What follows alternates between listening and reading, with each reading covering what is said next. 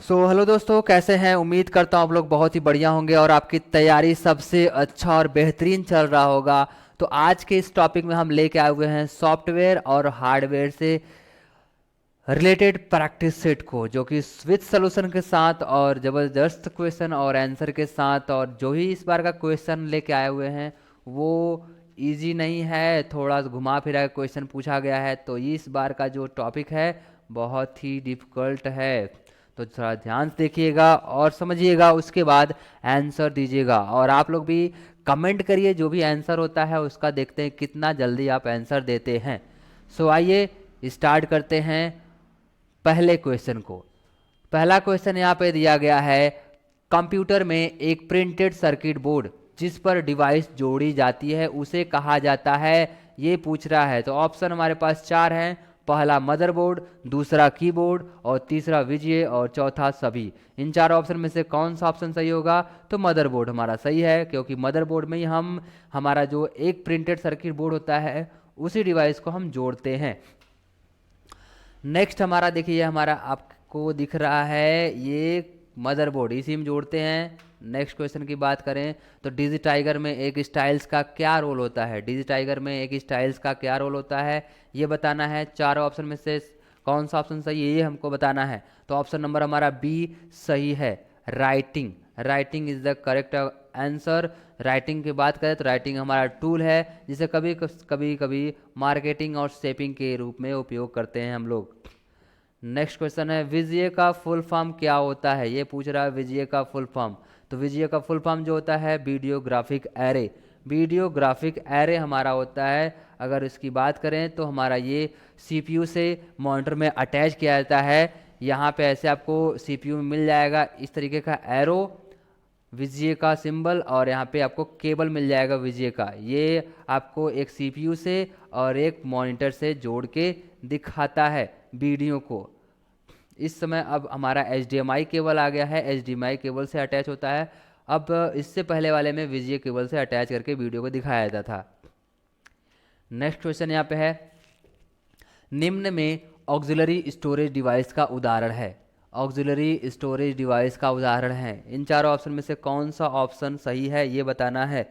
तो ऑप्शन बहुत ही इजी है, बट क्वेश्चन देखिए थोड़ा सा घुमा के पूछा हुआ है। तो इसको बताना है तो पहला रैम है, दूसरा रोम, तीसरा ईपी रोम, और चौथा HDD। तो हमारा चौथा ऑप्शन सही है, HDD। HDD हमारा हार्ड डिस्क होता है, जो कि इस प्रकार का हार्ड डिस्क जो सीपीयू में लगा होता था। अभी जो बड़ा सीपीयू आता है उसमें ऐसी इसी प्रकार का हार्ड डिस्क लगा होता है। लेकिन अब जो हार्ड डिस्क आ गया है वो है SSD हार्ड डिस्क आ गया है, जो कि इससे बहुत ही फास्ट चलता है। ये अब नहीं यूज में आता है। अब हमारा SSD हार्ड डिस्क चलता है, जो कि ये ऑक्सिलरी स्टोरेज डिवाइस का उदाहरण है, जिसको HDD के नाम से हम जानते हैं। नेक्स्ट क्वेश्चन है, स्टाइल्स है। स्टाइल्स क्या है? स्टाइल्स क्या है ये बताना है। अब स्टाइल्स ऐसे पूछ दिया तो आप कंफ्यूज हो जाएंगे, बट कंफ्यूज नहीं होना है। आज स्टाइल्स अगर पूछता है तो आपको स्टाइल्स क्या है तो आपको बता देना है। जो स्टाइल्स हमारा है वो है हमारा इनपुट डिवाइस। स्टाइल्स हमारा इनपुट डिवाइस है। अगर उसके बारे में बात करें तो स्टाइल्स एक प्रकार का इनपुट डिवाइस है। नेक्स्ट क्वेश्चन की बात करें तो यहाँ पे कह रहा है, एक पैराग्राफ में एक पार्टिकुलर लाइन को सेलेक्ट करते हैं। अब किससे करते हैं? ये चार ऑप्शन दिया गया है, इन चारों ऑप्शन में से कौन सा ऑप्शन सही होगा ये बताना है। तो ऑप्शन पहला है कंट्रोल प्लस एरो की, शिफ्ट प्लस एरो की, या अल्टर प्लस एरो की, या सभी को एक साथ प्रेस करके कवर करेंगे तो हमारा वो सेलेक्ट हो जाएगा। तो इसका जो आंसर हमारा होगा, अगर इसकी बात करें तो हमारा यहाँ पे ऑप्शन नंबर बी का सही हो जाएगा। यहाँ पे शिफ्ट प्लस एरो की हमारा सही है। और इसकी अगर बात करें तो एक पैराग्राफ में एक पार्टिकुलर लाइन को सेलेक्ट करने के लिए शिफ्ट प्लस एरो की बटन को प्रेस करते हैं। अगर आपको एज प्रैक्टिकली दिखाएंगे तो समझ में आ जाएगा, अगर उसको करवा के दिखाना है तो आप कमेंट करिएगा, हम प्रैक्टिकली आपको दिखा देंगे। नेक्स्ट क्वेश्चन यहाँ पे है, कीबोर्ड, स्कैनर और माइक्रोफोन के उदाहरण हैं। तो इसमें से बताना है इसमें से कौन इनपुट आउटपुट या प्रोग्राम या अनटाइटल्स हैं। इन चारों ऑप्शन में से कौन सा ऑप्शन सही है बताना है। तो यहाँ पे देखिए हमारा जो ये बी ऑप्शन है ये सही है, इनपुट डिवाइस। तो यहाँ पे कीबोर्ड और माइक्रोफोन एक इनपुट डिवाइस के उदाहरण हैं, क्योंकि ये हमारे निर्देश को भेजते हैं, जो हम बोलते हैं वो भेजा जाता है। नेक्स्ट क्वेश्चन यहाँ पे है, बैंकिंग टेक्नोलॉजी के संदर्भ में ISO 9362 क्या है। इन चार ऑप्शन में से कौन सा ऑप्शन सही होगा ये यहाँ पे बताना है। तो यहाँ पे बैंकिंग टेक्नोलॉजी के संदर्भ में ISO 9362 क्या है ये बताना है। तो यहाँ पे जो ऑप्शन हमारा यहाँ पे सी है वो सही हो जाएगा। स्विफ्ट कोड, स्विफ्ट कोड जो हमारा होता है वो पैसा ट्रांसफ़र करने के लिए होता है, जो कि फॉरेन कंट्री से अगर कोई पैसा मंगाना है तो स्विफ्ट कोड का इस्तेमाल किया जाता है। अगर इसके बारे में बात करें तो निर्देश में यहाँ पे पढ़ सकते हैं, स्विफ्ट कोड का इस्तेमाल आपको किसी भी इंटरनेशनल ट्रांजैक्शन के लिए बैंक की तरफ से पूछे जाने वाला कोड होता है। इसके बिना आप इंटरनेशनल ट्रांजैक्शन नहीं कर सकते हैं।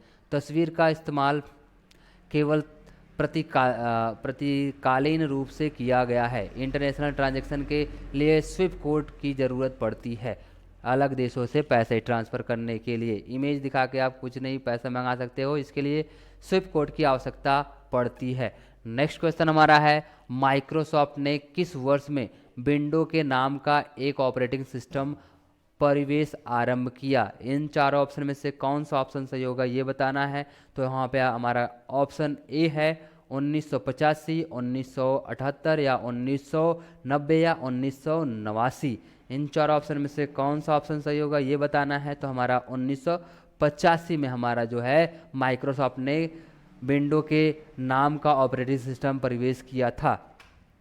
और यहाँ आप देख सकते हैं माइक्रोसॉफ्ट कॉर्पोरेशन ने 20 नवंबर 1985 में विंडो के नाम का एक ऑपरेटिंग सिस्टम प्रवेश आरंभ किया था। वही जो हमने बताया वही लिखा हुआ यहाँ पे है।